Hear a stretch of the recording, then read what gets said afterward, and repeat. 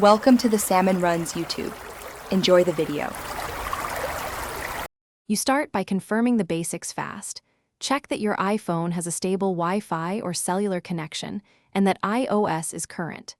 Next, open Settings, go to Calendar, then Accounts, make sure the account that holds your events appears. If an account is missing, add it now.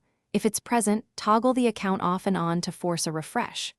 Once done, restart the Calendar app. This clears cache-like issues and lets the device reattempt syncing immediately. Now dig into account-specific settings.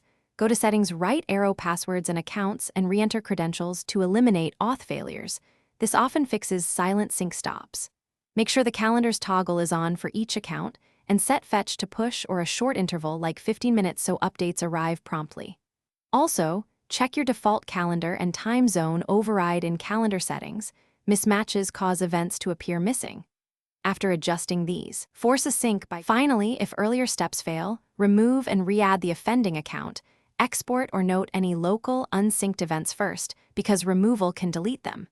If re-adding doesn't help, reset network settings to clear lingering connection rules, then reboot the iPhone. This resolves many stuck sync queues. Make sure to wait a few minutes for server propagation. Troubleshooting tip: if calendars still won't sync, check your provider's server status or iCloud system status. Server-side outages are a common culprit and not fixed on your device.